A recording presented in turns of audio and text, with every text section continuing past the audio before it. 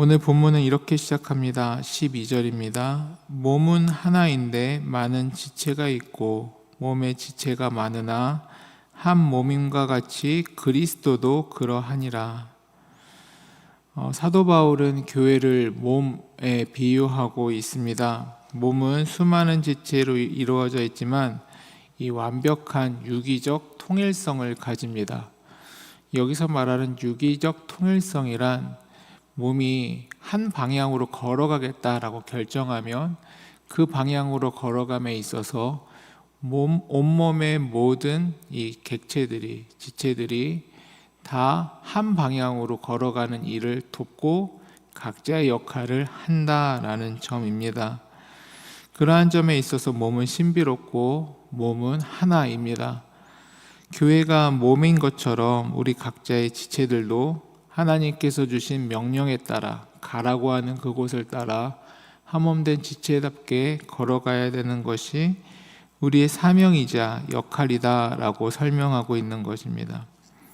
근데 여기서 12절 마지막을 보면 몸에 지체가 많으나 한 몸인과 같이 교회도 그러하니라 라고 말을 해야 맞는데 그리스도도 그러하니라 라고 설명하고 있습니다. 왜 교회라고 불러야 할 자리에 그리스도도 그러하다라고 말하고 있을까? 그것은 신자된 우리가 주님의 십자가 신비로 말미암아 예수님과는 뗄래야 뗄 수 없는 한몸된 존재로 불렀다라고 말하고 있는 것입니다. 다시 말해 교회는 곧 그리스도의 몸이자, 교회는 곧 그리스도의 형상이자, 교회는 곧 그리스도의 손과 발이 되기에 교회가 들어가야 될 자리에 그리스도라는 이름을 갖다 붙여도 크게 틀린 말이 아니고 오히려 핵심을 더 강조하는 말이다 라고 설명할 수 있는 것입니다. 다메섹 도상에서 교회를 핍박하던 이 청년 사울에게 예수님께서 사울아 사울아 내가 어찌하여 나를 박해하느냐 나를 핍박하느냐 라고 물으시는 장면을 우리가 다 알고 있습니다.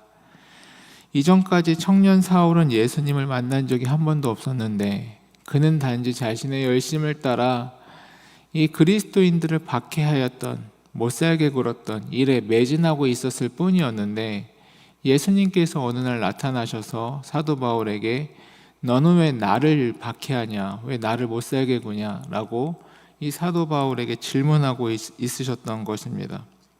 그 의미는 무엇이겠습니까? 사도 바울은 이 교회를 성도들을 힘들게 하였던 것이지만 예수님께서 보시기에는 그 자들은 그 무리는 곧 나를 힘들게 하는 것이다 라고 인식하고 계셨다라는 점입니다. 다시 말해 이것은 단순히 사도 바울의 생각, 사도 바울의 표현이 아니라 예수님께서 교회를 이렇게 바라보고 계신 것입니다. 예수님께서는 교회를 보시면서 곧 나의 몸이자 그들이 곧 나 자신이다 라고 생각하고 계셨던 것입니다. 13절에는 이러한 예수님과 우리의 연합이 어떻게 가능하게 됐는지를 보여줍니다. 13절입니다.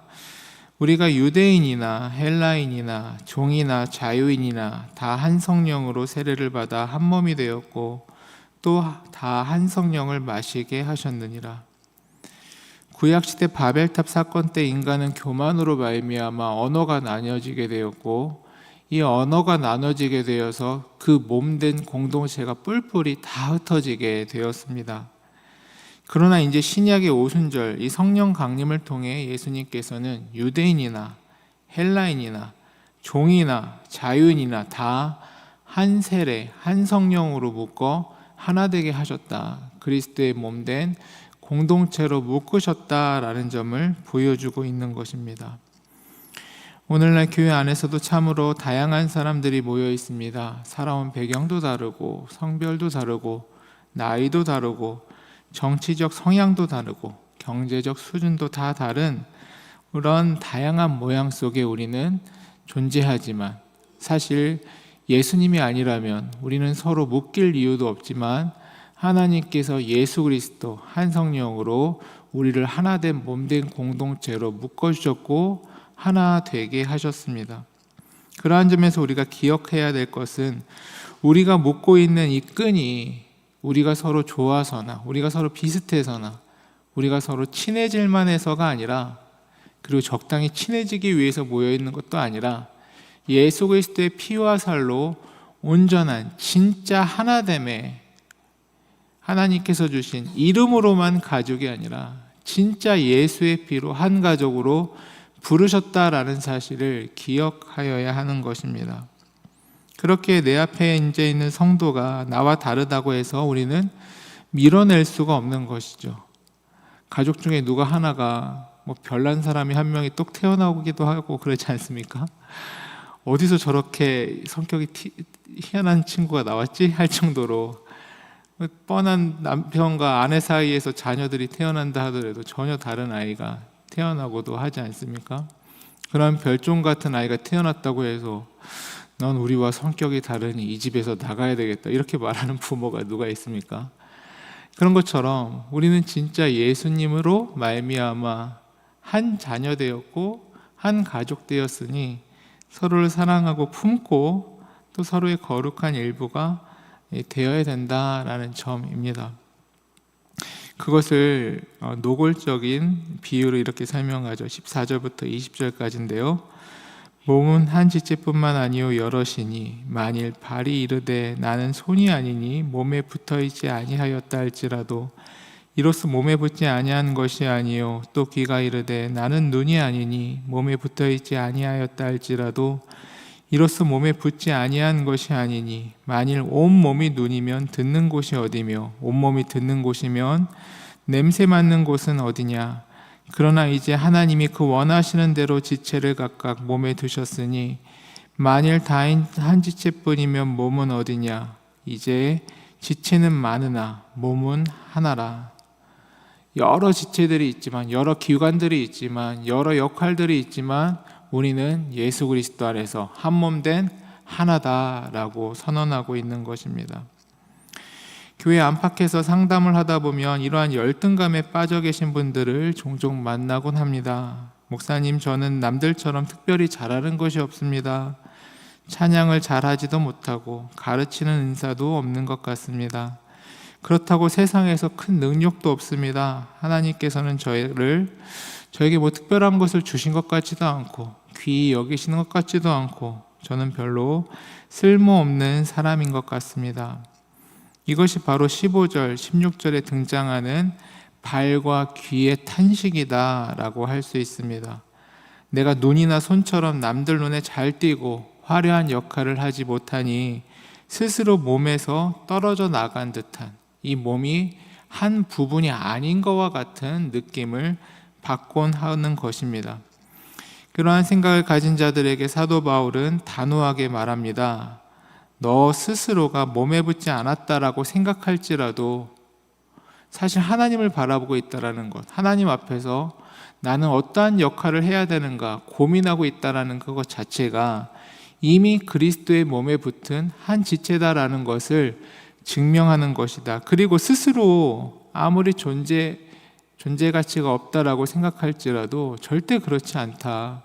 하나님께서 약한 자들은 더 약한 그 모양 그대로 귀한 것으로 사용하시고, 또한 귀한 자들은 그 귀한 것으로만 사용하시는 것이 아니라 그들에게 약하고 연약한 부분들이 있어 한 몸 된 공동체로서 각자의 역할을 잘 감당하여야 한다라고 설명하고 있는 것입니다.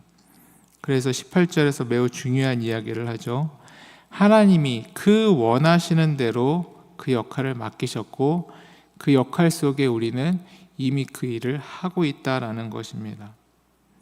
내가 지금 서 있는 이 자리, 하나님께서 나에게 맡기신 사회 안에서, 교회 안에서, 또 자신의 직분 안에서 하고 있는 그 일이 하나님께서 친히 고민하시고 하나님이 원하시는 그 뜻대로 세워놓으신 자리다라는 사실을 기억하여야 하는 것입니다. 그러니 우리는 어쩌다 보니, 우연히 어떻게 하다 보니까 그 자리에 있게 된 것이 아니라 온 우주를 창조하신 1.1핵도 오차가 없으신 하나님께서 우리를 그 자리에 그 역할로 부르셨다라는 사실을 기억하여야 하는 것입니다.